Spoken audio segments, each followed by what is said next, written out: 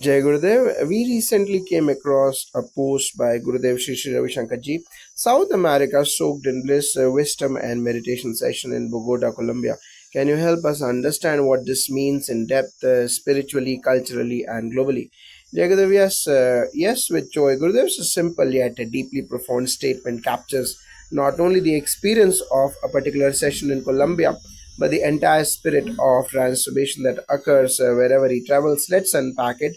When Gurudev says South America soaked in bliss, he is speaking about a subtle yet powerful energetic shift, a wave of joy, silence, and inner stillness that gets invoked through his presence and the practices he shares. It's not just a poetic remark, it reflects a real shift in the collective consciousness of the region. What does it mean to say that an entire region like South America is soaked in bliss? Is this metaphorical or literal in any spiritual sense? That's a beautiful question. In Vedic tradition, the term ananda or bliss is not metaphorical.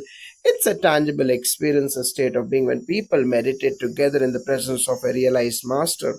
The atmosphere becomes charged, or as we say in Sanskrit, prasanna chittasya vishuddhatma. The environment and the individual mind become serene and purified. So when Gurudev conducted the wisdom and meditation session in Bogota, it wasn't limited to the participants alone. This vibrational field extended far and wide into the collective energy of South America. It's a ripple effect. How do the teachings of Gurudev relate to the people of South America culturally and spiritually? That's an excellent point. South America has a rich spiritual heritage, indigenous wisdom, connection to Panchamama or Mother Earth, and deep emotional expression. Gurudev's teachings do not replace but rather revive and resonate with these ancient roots. His talks in Bogota, for instance, included themes like you are not just your thoughts or emotions, you are pure consciousness, the power of breath as a bridge between body and mind, and the importance of dropping the past to live in the present moment. For many in Latin America, this feels like a homecoming. People there are heart centric when they encounter silence through Sudarshan Kriya or guided meditations, tears roll, smiles blossom, and the soul feels free. From a Vedic Dharma Sansthan perspective, how does this event contribute to spreading Sanatan Dharma globally?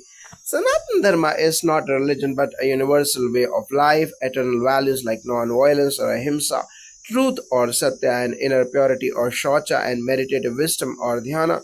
Gurudev, through sessions like the one in Bogota, brings these values in a secular, scientific, and experiential way to people across cultures.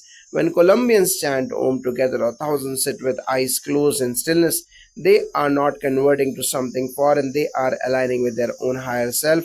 That's the most authentic expression of Sanatan Dharma. Was there anything unique about the Bogota session that you can share? Oh, yes.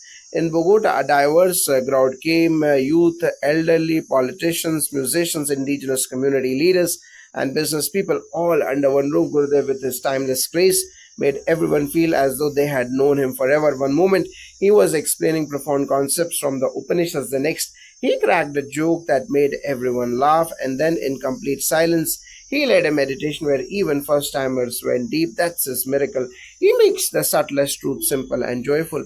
How can this soaking in bliss be sustained in the long term for those who attended? Gurudev often says the glow of knowledge needs the oil of practice, the Sudarshan Kriya, Seva or selfless service, Satsang or the company of truth, and Swadhyaya or self study. These form the four pillars. In Colombia and across Latin America, we now have thousands of Art of Living volunteers and teachers. Inspired by this session, many centers are offering regular weekly kriyas, free meditations, and outreach programs in prisons, schools, and hospitals. In fact, some participants from Bogota have already taken steps to become Art of Living teachers, continuing this wave of bliss.